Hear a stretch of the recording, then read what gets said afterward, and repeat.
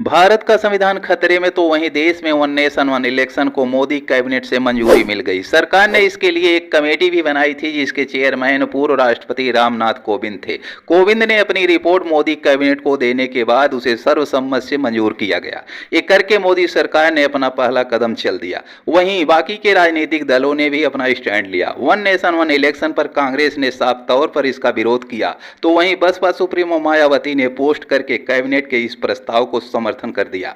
लेकिन सपा ने अपना सस्पेंस बनाते हुए सरकार से कई सवाल दागे। इसके लिए सपा मुखी अखिलेश यादव ने एक लंबा चौड़ा पोस्ट भी किया। उसमें सरकार से कई सवाल पूछे, लेकिन उनकी पोस्ट में कहीं भी नहीं लिखा था कि वो समर्थन कर रहे हैं या फिर विरोध। कांग्रेस के सभी नेताओं ने किया विरोध। इस मुद्दे पर कांग्रेस ने अपना स्टैंड क्लियर किया। पार्टी के अध्यक्ष से लेकर सभी नेताओं ने वन नेशन वन इलेक्शन का विरोध किया। खड़गे ने कहा कि देश के लोग इसे मानने वाले नहीं है, सिर्फ चुनाव के लिए मुद्दा बनाकर लोगों को डाइवर्ट करते हैं।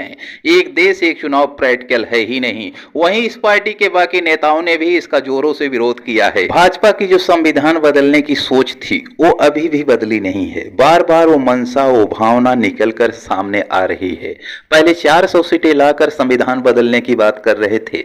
अब संविधान में देश के लोगों को जो अधिकार मिले हैं, जो वोटिंग राइट है, उसे समाप्त करके संविधान को खत्म करना चाहते हैं। भारतीय जनता पार्टी की ये सोच वन नेशन वन इलेक्शन का एक कानून पूरी तरीके से असंवैधानिक संविधान विरोधी है।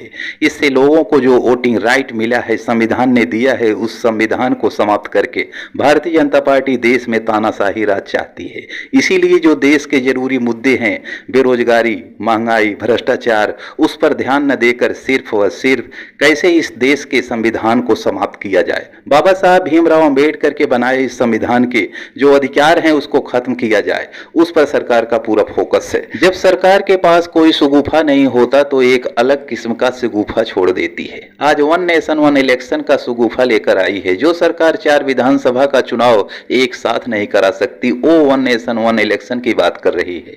ग्राम प्रधान के इलेक्शन से लेकर और प्रधानमंत्री तक के इलेक्शन एक साथ आप करा सकते हैं। नगर निगम का चुनाव, जिला पंचायत का चुनाव, विधानसभा का चुनाव, लोकसभा का चुनाव एक साथ कराइए। क्या आप प्रधानमंत्री पद से इस्तीफा देकर फिर से चुनाव करा सकते हैं? तो कराइए एक साथ चुनाव वन नेशन वन इलेक्शन का।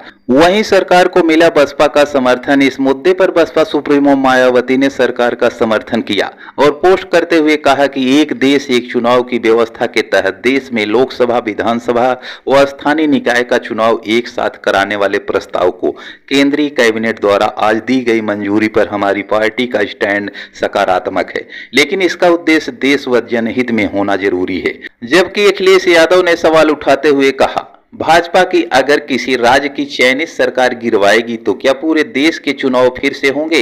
इसके साथ ही उन्होंने पूछा कि अगर किसी राज्य में राष्ट्रपति शासन लागू होने पर क्या जनता की चुनी सरकार को वापस आने के लिए अगले आम चुनाव तक का इंतजार करना पड़ेगा या फिर पूरे देश में फिर से चुनाव होगा? लेकिन आम आदमी पार्टी ने वन नेशन वन इलेक्शन पर पूरी तरह से विरोध किया। पार्टी के नेता और आप सांसद नेता संदीप पाठक ने कहा कि पूरे देश में एक साथ चुनाव कराने मोदी सरकार की एक ये दिल्ली विधानसभा चुनाव को टालने की साजिश है। उन्होंने कहा कि भाजपा अपनी गुंडागर्दी चलाना चाहती है। आम आदमी पार्टी इसका विरोध करेगी। फिलहाल देखा जाए तो जिस तरीके से सभी पार्टियां वन नेशन वन इलेक्शन का विरोध कर रही हैं, लेकिन मायावती इसके समर्थन में है। लेकिन वहीं दूसरी तरफ देखा जाए तो इस पूरे मामले पर चंद्रशेखर आजाद की तरफ से भी वन नेशन वन इलेक्शन का विरोध किया जा रहा है और कहा जा रहा है कि चंद्रशेखर आजाद इस मुद्दे पर खुलकर विरोध कर रहे हैं। फिलहाल सभी को इंतजार है कि चंद्रशेखर आजाद का अगला कदम क्या होता है वन नेशन वन इलेक्शन पर। हालांकि मायावती ने अपना रुख साफ कर लिया है। इस पर आपकी क्या राय है? कमेंट में जरूर लिखें। फिर मिलते हैं अगले वीडियो में। तब तक के लिए धन्यवाद। जय भीम, जय संविधान।